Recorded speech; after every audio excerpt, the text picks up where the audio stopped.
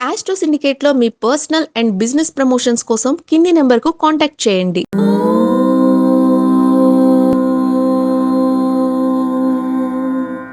ఓం శ్రీ గురుభ్యో నమ.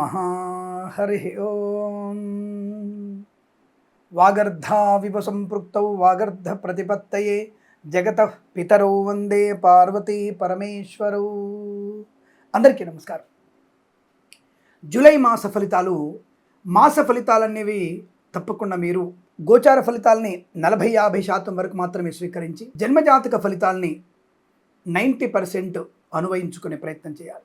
ప్రతి మాసం కూడా మనం చెప్పుకునేటువంటి ముందు మాటలు, ప్రతి ఇంటిలో కూడా తల్లిదండ్రులని గౌరవించే ప్రయత్నాన్ని చేయండి. అనవసరపు ప్రేమ కలాపాలలో మునిగి తేలి చదువుని సమయాన్ని వ్యర్థము చేసుకోకండి. రెండవది, ప్రతి తల్లిదండ్రులు పిల్లల కోసం వారి జీవితాలని ఎంతో త్యాగం చేసే అవకాశం, ఎంతో కష్టనష్టాలకు వచ్చి మీ ఉన్నతి కొరకు తాపత్రయపడుతుంటారు. అటువంటి విషయాన్ని మీరు గమనించకుండా తల్లిదండ్రులను ఏమార్చి చండాలమైనటువంటి పనులలో ఉండి వారి మనసుల్ని, ఆ మనుషుల్ని చంపే ప్రయత్నం చేయకండి.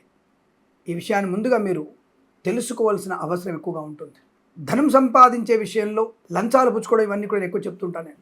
అవి మన పిల్లలకి శాపాన్ని, నష్టాన్ని కలిగిస్తాయి. ఒక్కొక్కసారి అధికమైనటువంటి వ్యయము కూడా మనల్ని ఇబ్బంది కలిగిస్తూ ఉంటుంది.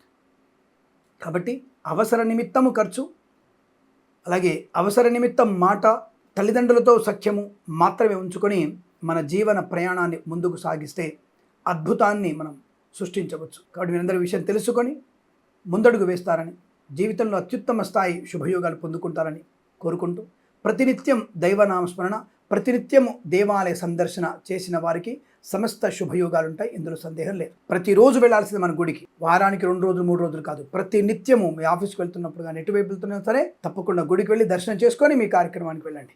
విజయం మీ సొంతం అవుతుంది. ఈ విషయాన్ని తెలుసుకొని ఈ మాసంలో ప్రతి మాసంలో కూడా ఆనంద సిద్ధి పొందాలని కోరుకుంటూ సర్వేజన సుఖినో భవంతు.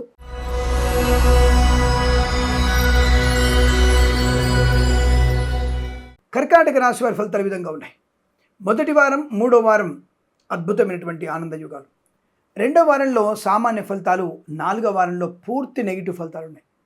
ముందుగా మనం సామాన్య ఫలితాలు చెప్పుకుంటే, ఇతరుల మీద ఆధారపడడం, తల్లిదండ్రులను మభ్యపెట్టడం, లేనిపోని వ్యక్తులతో కుటుంబ రహస్యాలు చెప్పడం, ఇది మీకు నష్టాన్ని కలిగిస్తుంది. 4వ వారంలో తగుదునమ్మా అని చెప్పేసి పక్క వాళ్ళ విషయంలో జోక్యం చేసుకోవడం, అతిగా ఆలోచించడం, విలాసవంతమైన అధిక ఖర్చుతో ఉన్నటువంటి ప్రయాణం చేయడం, అంటే మీ యొక్క జీవన గమనాన్ని ముందు తీసుకెళ్లడం నష్టానికి, అంటే పనికిరాని ఖర్చు ఎక్కువ పెడతారు, గొప్పల కోసం తిప్పరు, అది మీకు తీవ్ర నష్టాన్ని ఇస్తుంది. 4వ వారంలో share market, speculation, commodities, crypto currency, bitcoins, లాటరీలు, జూదం ఇవన్నీ తీవ్ర నష్టాన్ని కలిగిస్తాయి. 2వ వారంలో లాటరీలు, జూదానికి దూరంగా ఉంటూ దీర్ఘకాలికమైనటువంటి పెట్టుబడులు షేర్ మార్కెట్లో పెట్టినా మంచి లాభాలు పొందుకుంటారు. ఈవెంట్ మేనేజ్మెంట్కి, బోర్బావుతో వారికి తోలు రెగ్దిన షూ పరిశ్రమ లాభాలు, ఇంటీరియర్ ఎక్స్టీరియర్ ఫర్నిచర్, గాజు పరిశ్రమ, తోలు రెగ్దిన షూ పరిశ్రమ లాభాలు పొందుకోవచ్చు. Boutiques, beauty parlour, bamboo depot, బాణసంచి కర్మాగారం, టైల్స్, టైర్ల వ్యాపారం, ముద్రణాలయం, గ్యాస్ వ్యాపారం లాభాలు. ప్రభుత్వ ప్రైవేట్ సంస్థల్లో ఉద్యోగ లాభం, బెంచ్ మీద ఉద్యోగం, ప్రాజెక్టు వెళ్ళడం ఖాయం, కొత్త ఉద్యోగ ప్రాప్తి, పెద్దవారితో అనుకూలత, ఆస్తి పంపకాల లాభాలు, స్థిరాస్తులను కొనుగోలు చేయడం, విదేశాలు వెళ్ళడం,